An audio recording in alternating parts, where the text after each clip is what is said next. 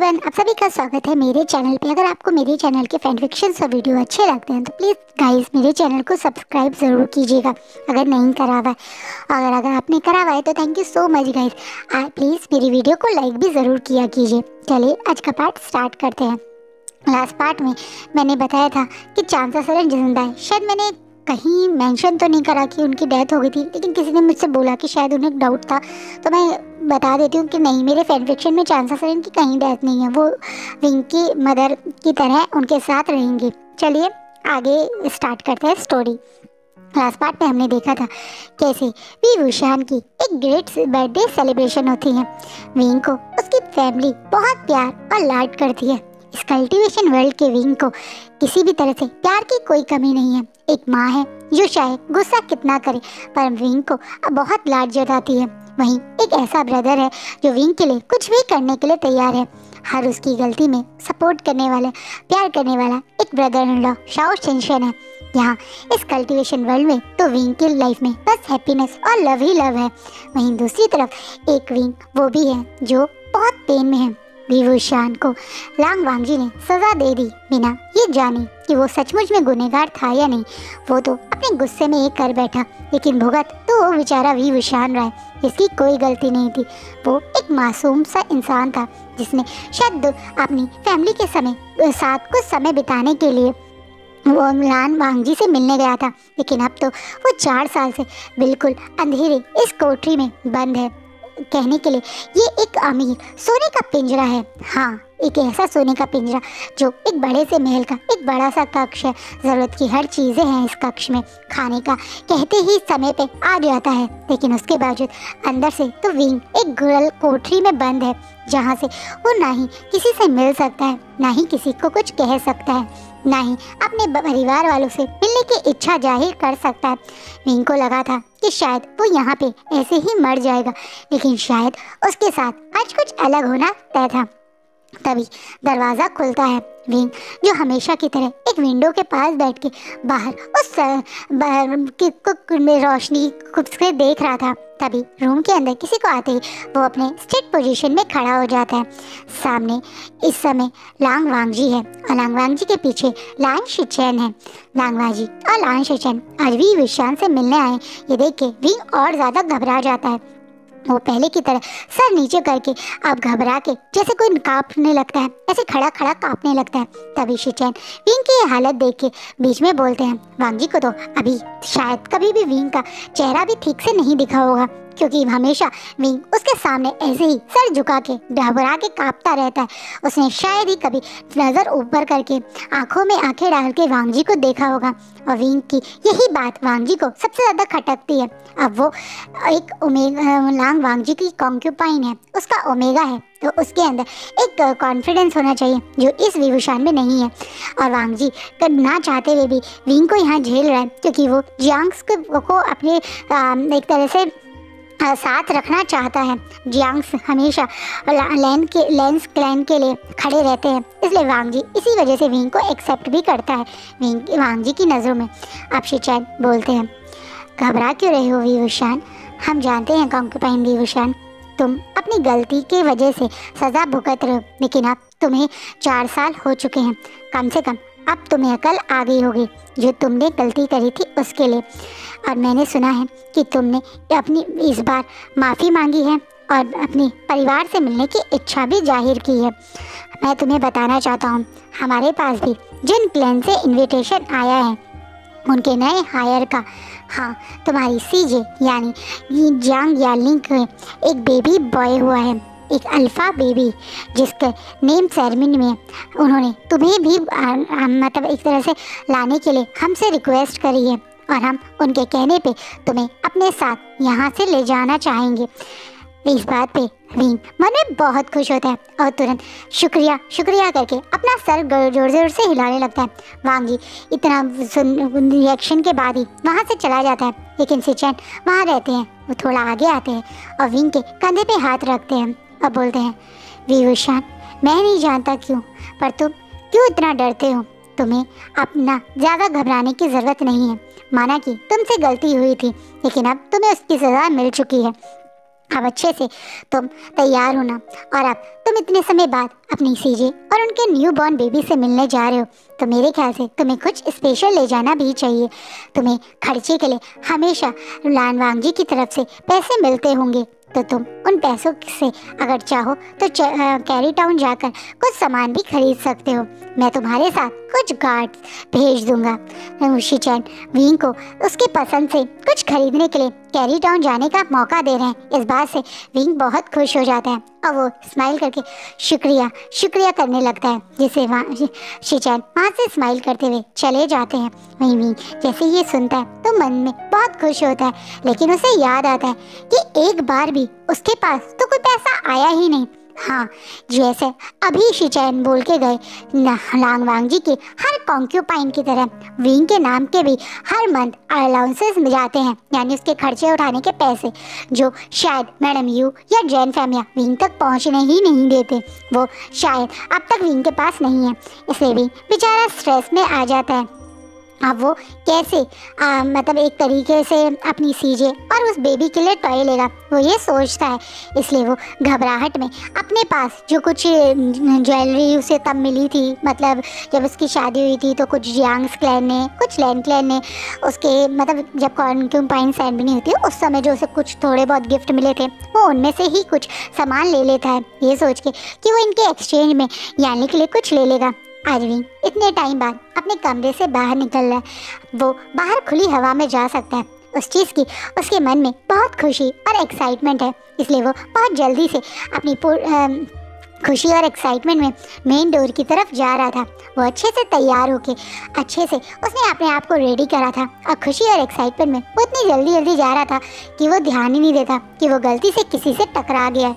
वो एकदम से सामने जो पर्सन है उसे ना देखकर दोबारा से मुझे माफ़ कीजिएगा करके वहाँ से खुशी के मारे सामने भाग जाता है, बिना ये नोटिस करे कि उस पर्सन की नज़रें अब विंग को फॉलो कर रही हैं। ये कोई और नहीं, जिन क्लैन से इनविटेशन लाने वाला जिनजू शान और जिन मेंग्याओ का कज़न ब्रदर है। ये एक अल्फा है और नीयत से बहुत गिरा हुआ इंसान है। अभी भी इसकी हवस भरी नजरें विंग को फॉलो कर रही हैं। विंग बहुत ब्यूटीफुल और अट्रैक्टिव है, इसमें कोई शक नहीं है, और एक बार में ही उसकी तरफ कई लोग अट्रैक्ट हो सकते हैं। आज भी यही हुआ, उसकी ब्यूटी ने इस जैसे घटिया अल्फा को उसकी तरफ अट्रैक्ट कर दिया। अब ये अल्फा उसके पीछे कर रहा है, जहाँ विंग अपनी कुछ गार्ड्स के साथ इधर उधर मार्केट में घूम रहा है, एक एक चीज़ बहुत गौर से चेक कर रहा है। वो बहुत खुशी और एक्साइटमेंट में बच्चों के लिए भी नई नई चीज़ें देख रहा है। उसने लकड़ी के कुछ खिलौने, एक प्यारा सा सॉफ्ट सा मलमल का हानफू, और अपनी सीजी के लिए प्यारा सा मतलब एक होता है ना बच्चे सॉफ्ट सा लेडीज़ के लिए जो कपड़े प्रेगनेंसी के बाद पहने जाते हैं, वो हैवी एम्ब्रॉयडरी वाले हानफू तो अब शायद नहीं पहनती होगी, थोड़ा रिलैक्स करने के लिए लाइट वेट हानफू ही पहनती होगी। ऐसा एक अच्छा सा हानफू जिसमें उसकी सीजे आराम से अपने बेबी को संभाल सके और ज़्यादा टाइट भी ना फील करे, ऐसा हानफू पसंद किया था विंग ने। इनके एक्सचेंज में अपनी वो ज्वेलरी भी दी थी, जिससे मतलब जो क्या कहते हैं शॉप के वाले ने भी उसे आराम से एक्सेप्ट करके विंग को ये सारी चीज़ें दे दी थी।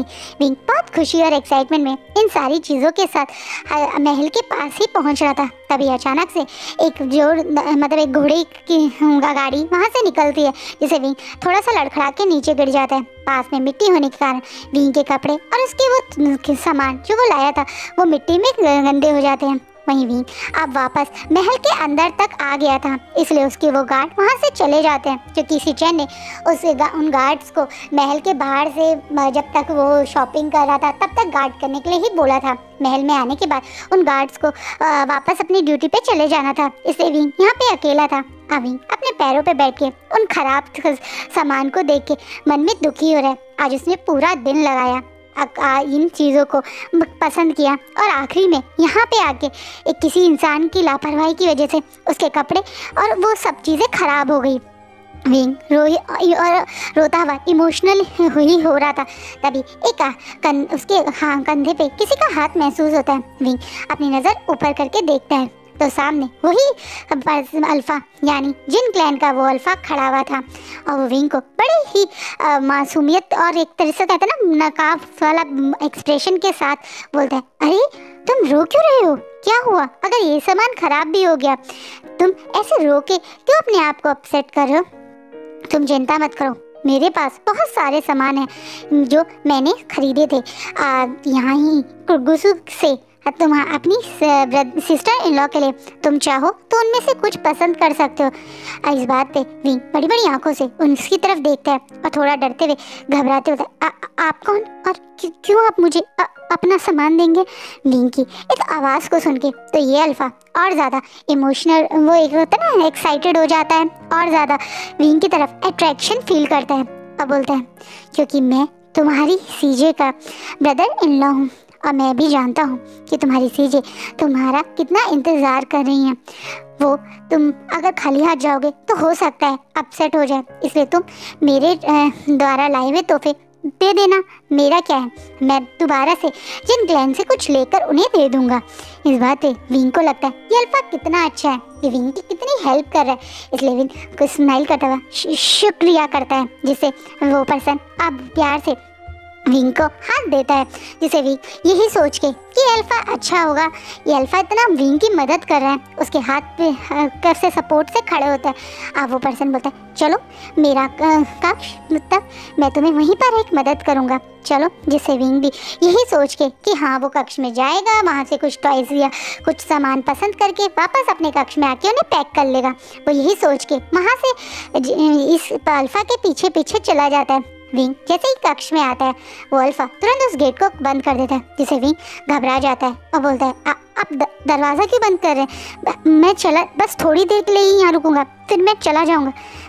जो मैं अब करने वाला हूँ वो थोड़ी देर में तो नहीं रुकेगा और तुम आज रात तो इस कमरे से बाहर नहीं जा पाओगे।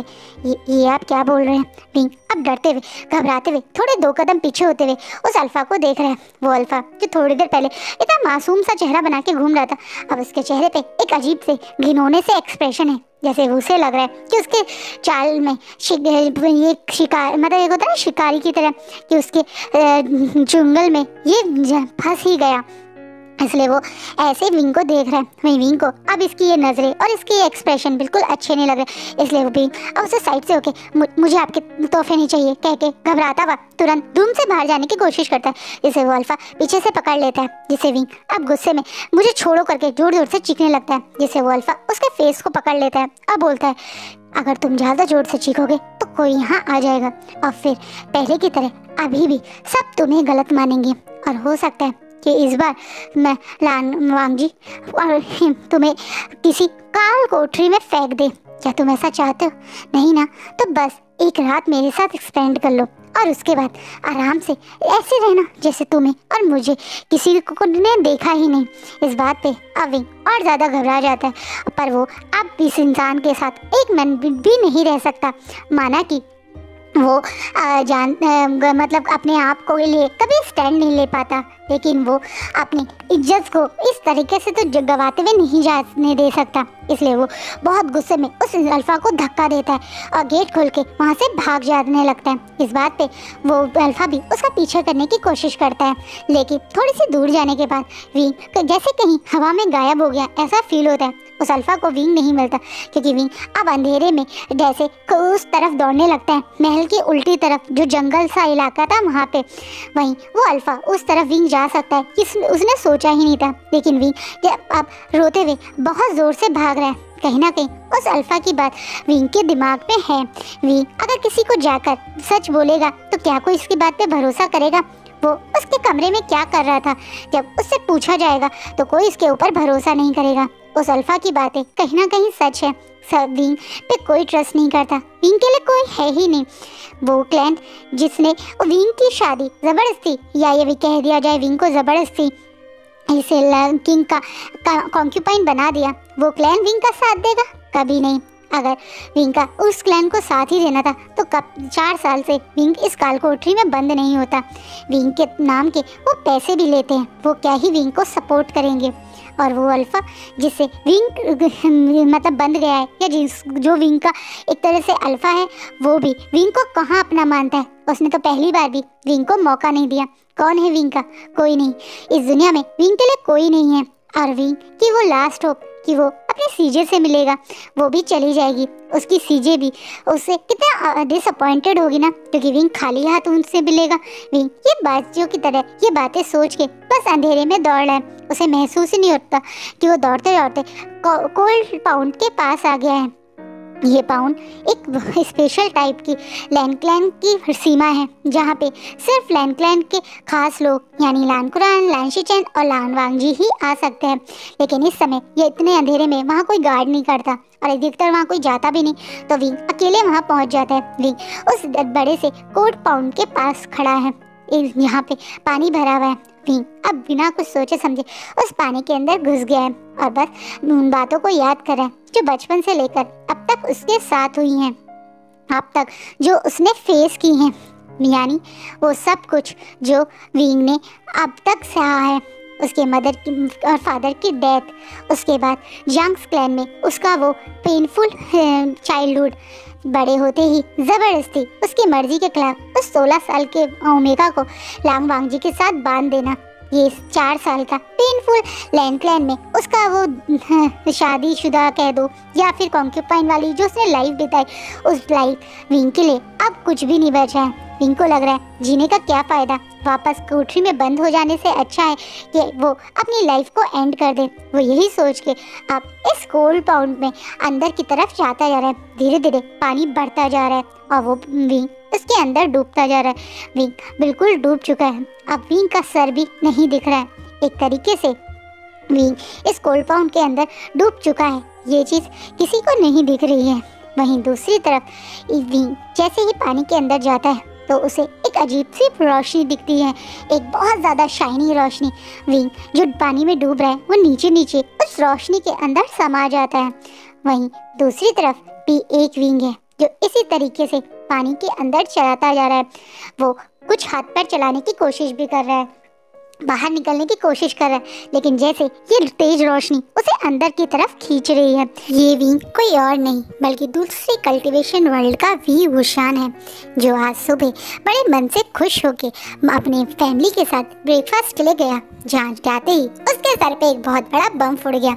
जब उसकी मदर चांसा सरन ने बोला, विंग आज तुमसे मिलने में एक स्पेशल गेस्ट आ रहा है और मैं चाहूँगी कि उनके मिलने के लिए तुम अच्छे से रेडी हो सको। पर ऐसा कौन स्पेशल आ रहा है जिसके लिए आप मुझे अच्छे से रेडी होने के लिए कह रही हैं? वो तुम्हारा होने वाला अल्फा है। क्या? ये क्या? एक साथ सॉन्गलैंड और शाओ शिनशेन ने भी बोला, जिस पे मैं चांसा सरन अब घूर घूर के उन दोनों को देखती हैं और फिर विंग की तरफ देखती हैं। कल रात शाओ शिनशेन के नाटक की वजह से तुम इस अल्फा से नहीं मिल पाए थे, इसलिए मैंने खासकर इसे तुम्हें अब मिलने के लिए बुलाया है। क्यों? आप ऐसे क्यों कर रही हैं मदर? मैंने आपसे कहा ना, मैं अपने मेट का इंतज़ार करना चाहता हूँ। विंग तुम्हें क्यों समझ नहीं आता? तुम्हारी एज अब उस टाइम से बाहर आ चुकी है। अधिकतर 18 या 19 साल तक सब लोगों को अपने मेट मिल जाता है। क्या पता तुम्हारे लिए कोई मेट ना हो। ऐसे बहुत से ओमेगास और अल्फा हैं इस कल्टीवेशन वर्ल्ड में जिनके मेट्स नहीं हैं, तो तुम्हारा भी मेट क्या पता ना हो। इसलिए अब जो मैंने डिसाइड किया है वही होगा। आज तुम उस अल्फा से मिलोगे और उसके बाद मैं जल्द ही तुम दोनों की पूरे कल्टीवेशन वर्ल्ड के सामने अच्छे से धूमधाम से शादी कर दूंगी। मैं ऐसा कुछ नहीं करूंगा। विंग गुस्से में अब टेबल से खड़ा हो जाता है। मैं उस अल्फा से भी नहीं मिलूंगा और मैं ऐसे शादी नहीं करूंगा। मैंने आपसे कहा था ना मदर, अगर आप मेरे साथ ज़बरदस्ती करेंगी तो मैं कुछ ऐसा कर दूंगा कि आप मुझे फिर कभी दोबारा नहीं देख पाओगे। ये डराने और नाटक करने की ज़रूरत नहीं है। मैं अच्छे से जानती हूँ तुम्हें। मेरे अलावा तुम कहीं किसी और के सामने ये नाटक ना करो, इसलिए मैं तुम्हें अभी बोल रही हूँ कि अच्छा और तमीज़ से रहना सीख लो। इस तरीके से बात बात पे बच्चों की तरह जिद करना बंद कर दो। तुम 20 साल के हो गए हो विंग, और अब तुम्हें फ्यूचर के बारे में सोचना चाहिए। तुम्हारे ब्रदर ने बहुत टाइम से ये सारी रिस्पॉन्सिबिलिटी उठा रखी है। वो अकेले ही मेरी मदद करता है। तुम्हें फ्यूचर की क्वीन बनना है, इसलिए तुम्हारे लिए जल्द से जल्द शादी करना ज़रूरी है। तो क्या किसी रूल बुक में लिखा है कि मुझे ही क्वीन बनना पड़ेगा? आप ब्रदर को क्यों नहीं किंग बना देते और शाओ शिनचैन को क्वीन? आप ऐसा क्यों कर रहे हो मेरे साथ? विंग और गुस्से में बिना अपनी मदर की कोई और बात सुने वहाँ से निकल जाता है। विंग गुस्से में उस हॉल से बाहर निकलने ही वाला था, तभी उसका कंधा किसी से टकराता है। विंग उस पर्सन की तरफ देखता है। ये कोई और नहीं बल्कि सोंगलैन है। वहीं सोंगलैन भी विंग को ऐसे गुस्से में बाहर जाता देख के तुरंत चांसा सरन के सामने आता है। चांसा सरन और सोंगलैन एक दूसरे को बहुत अच्छे से जानते हैं। कहीं ना कहीं सोंगलैन चांसा सरन को बचपन से ही जानता है। वो अधिकतर चांसा सरन से मिलने यहाँ आता भी था। सोंगलैन बहुत दूर से के एक रिलेटिव है चांसा सरन का, लेकिन एज में वो काफ़ी छोटा है। वो अभी भी सिर्फ 23-24 साल का ही है और चांसा सरन उसी की विंग से शादी करवाना चाहती थी, इसलिए वो विंग को सोंगलैन से मिलने के लिए बोल रही थी। वहीं सोंगलैन को यहाँ देख के शुयांग और शाओ शिनचैन भी काफ़ी खुश होते हैं। शाओ शिनचैन सोंगलैन को बहुत अच्छे से जानता था। वो दोनों बचपन के दोस्त ही थे और कहीं ना कहीं सोंगलैन शाओ शिनचैन को पसंद भी करता था। लेकिन बाद में जब शाओ शिनचैन का मेल शुयांग निकला तो उसने अपने मन की फीलिंग को अपने मन में ही रखा। वो स्माइल करता हुआ सबसे मिलता है। तभी चांसा सरन उसे बैठने के इशारा करती हैं और बोलती है, अच्छा हुआ तुम आ गए। तुमने देखा इस बदतमीज को? ये दिन पर दिन बिगड़ता जा रहा है और किसी की नहीं सुनता। कहीं ना कहीं इसके पीछे का कारण ये दोनों भी हैं। अब मैडम मतलब चांसा सरन घूर घूर के शाओ शिनचैन और शुयांग को देखने लगती हैं। तुम्हें क्या लगता है शाओ शिनचैन? मुझे समझ में नहीं आया था कि तुम कल भी नाटक कर रहे थे। मैं जानती हूँ शाओ शिनचैन, तुम उसे बहुत पसंद करते हो और वो तुम्हारे सबसे करीब भी हैं, लेकिन तुम्हें भी ये बात समझना चाहिए। आप विंग को अपनी रिस्पॉन्सिबिलिटी को संभालना पड़ेगा। वो इस तरीके से नाटक नहीं कर सकता। बट आप क्यों उसके साथ ज़बरदस्ती कर रही हैं? एकदम से शुयांग अब विंग का साथ देते हुए बोलता है, मदर मैं जानता हूँ आप चाहती हैं कि वो जल्द से जल्द अपनी रिस्पॉन्सिबिलिटी संभाले, लेकिन आप उसे इस तरीके से ज़बरदस्ती नहीं कर सकते। वो आप अपने मेड के लिए अगर इंतज़ार करना चाहता है तो उसे करने देना चाहिए। क्या विंग की शादी की बात हो रही है? एकदम से सोंगलैन बोलता है, जिससे चांसा सरन सोंगलैन की तरफ शॉकिंगली देखती हैं और बोलते हैं, तुम ऐसे क्यों रिएक्ट करो जैसे तुम्हें नहीं पता?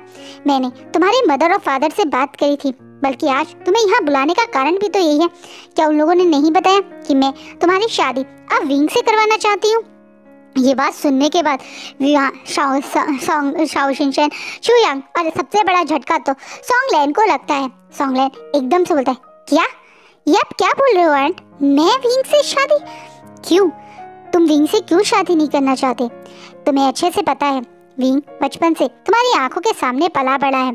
तुम और विंग एक अच्छे दोस्त भी हो और तुम मेरा भी कोई मेड नहीं है और इतना टाइम हो गया है। मुझे लगता है तुम विंग के लिए परफेक्ट अल्फा रहोगे, पर आपको इस बारे में विंग से पहले पूछना चाहिए। अब शाओ शिनचैन बीच में बोलता है, मैं विंग से अब कुछ नहीं सुनना चाहती और ना ही पूछना चाहती हूँ। वो हर बार की तरह फिर से कोई नाटक करेगा, लेकिन और मैं इस बार ऐसा कुछ नहीं होने दूंगी। मैंने कह दिया ना, विंग की शादी इस बार ज़रूर होगी और सोंगलैन तुमसे ही होगी। ये बात बोलने के बाद चांसा सरन गुस्से में वहाँ से उठ के चले जाती हैं। चांसा सरन विंग से बहुत प्यार करती है और वो जानती है कि सोंगलैन विंग के लिए परफेक्ट होगा, इसलिए वो ऐसा बोल रही हैं।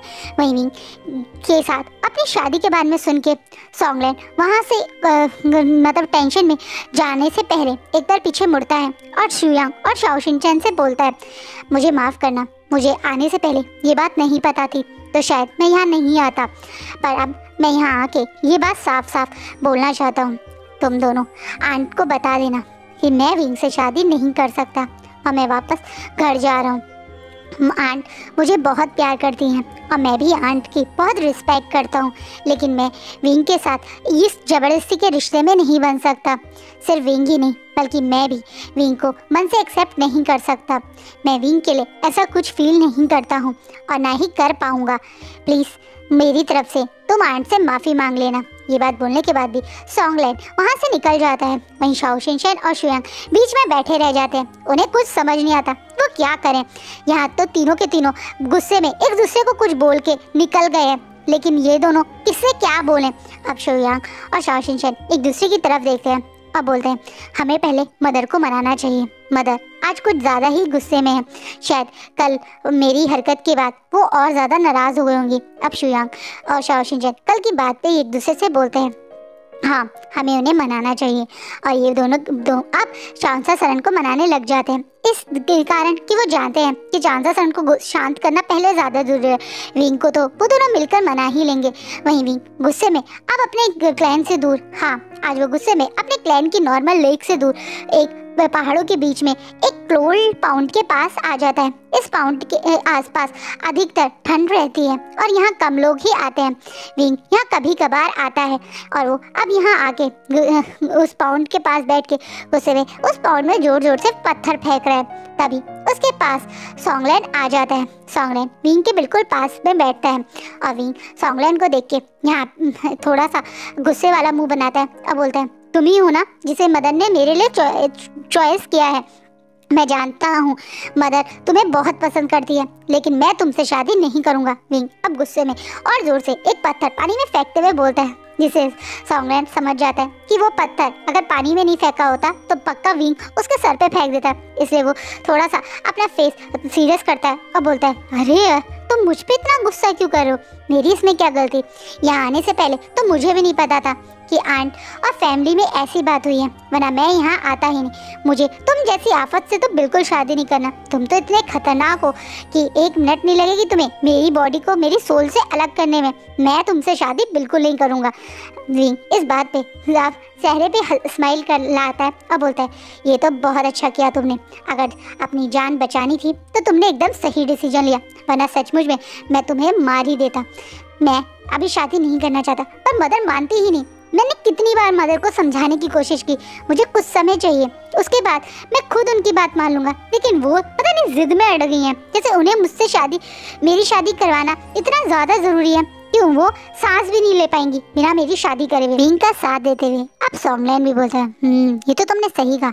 मैंने सचमुच में इतना ज़्यादा आंटी को किसी चीज़ के लिए जिद करते हुए नहीं देखा जितना वो तुम्हारी शादी को लेकर जिद या सीरियस है। वही तो मैं कब तक उन्हें समझाता रहूं, वो मानती ही नहीं। तो इसका एक सॉल्यूशन निकालो। क्या सॉल्यूशन निकालो? किसी अल्फा को पसंद करो और उससे शादी कर लो। अच्छा अगर मुझे यही काम करना होता तो मैं कब का कर लेता। तुम्हें पता है ना मैं अपना मेट का वेट कर रहा हूँ। मैं बस एक ही अल्फा के को अपनी लाइफ में चाहता हूँ जो मेरा मेट हो। पर तुम्हारा मेट अब तक तुम्हें मिला भी तो नहीं। तुम और हम कब से तुम्हारे मेट को ढूंढ रहे हैं। सारे क्लैंस में हम तुम्हें लेके गए हैं, सारे क्लैंस में तुम खुद जाकर अधिकतर वहाँ के सारे अल्फा से मिल भी चुके हो, पर उसके बावजूद आज तक तुम्हें उनमें से कोई भी अपना मेट नहीं मिला। तो तुम्हें लगता है वो मेट होगा? पता नहीं, पर मेरा मन नहीं मानता। बस मुझे एक बार वो मेट वाली फीलिंग फील करनी है।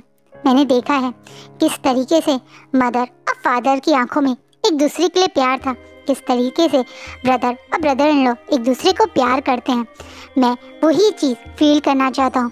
मुझे नहीं पता ये ज़बरदस्ती वाली मैरिज में प्यार होगा या नहीं, पर मुझे इतना ज़रूर पता है कि मैं अगर कोई भी मेरा मेट है तो वो मुझे बहुत प्यार करेगा और मुझे अपने मेट का ही वेट है। विंग एक खुशी और एक्साइटमेंट में बोलता है, जिस बात पे सॉन्गलैंड के चेहरे पे हल्का से स्माइल आ जाती है। इन दोनों को पता ही नहीं चलता कब सुबह से ऑलमोस्ट शाम हो गई। इन दोनों का नॉन स्टॉप बोलना, एक दूसरे से डिस्कस करना कहीं रुकता नहीं है। अचानक से अब सॉन्गलैंड बोलता है, विंग बहुत लेट हो गया, करीबन रात हो गई है। मुझे लगता है अब तुम्हें वापस घर जाना चाहिए, काफ़ी लेट हो गया है ना? विंग भी करके अब वहाँ से उठ ही रहा था, तब सडनली विंग के पैरों के नीचे एक पत्थर आता है, जिससे वो डिसबैलेंस होके उस पॉन्ड में गिर जाता है। वहीं पीछे सॉन्गलैंड भी पीछे मुड़ के देखता है तो विंग पॉन्ड के अंदर गहराई में जाता जा रहा है। कोई नहीं जानता ये पॉन्ड कितना गहरा है, क्योंकि अधिकतर इस तरफ इस पॉन्ड के पास कोई आता ही नहीं। तो सॉन्गलैंड घबरा के विंग के पीछे ही दौड़ कूद पड़ता है विंग को बचाने के लिए। वहीं विंग जैसे पानी से बाहर निकलने की कोशिश कर रहा है, लेकिन वो निकल नहीं पा रहा। कोई लाइट उसे जोर से नीचे की तरफ पुश कर रही है। या ये कह दीजिए अपनी तरफ खींच रही है। वहीं भी जिस तरीके से नीचे की तरफ जा रहा है, सॉन्गलैंड भी उसे पकड़ने के लिए तैरता हुआ उसके हाथ पकड़ने की कोशिश कर रहा है। और आज का पार्ट यहीं रुकता है। तो आपको क्या लगता है, क्या वी अपने मेट से मिल पाएगा और क्या चक्कर है कि वी इस लाइट की तरफ खींचता हुआ जा रहा है, वो हम नेक्स्ट पार्ट में देखेंगे। आई होप आपको ये फैन फिक्शन अच्छा लग रहा हो। कैसा लग रहा है प्लीज़ मुझे कमेंट में ज़रूर बताइएगा। आपके कमेंट मुझे मोटिवेशन बनाए रखते हैं। आई होप आप मेरी मोटिवेशन को मैं ऐसे ही बरकरार रखेंगे और मुझे कमेंट और अपना प्यार और सपोर्ट दिखाते रहेंगे। Thank you.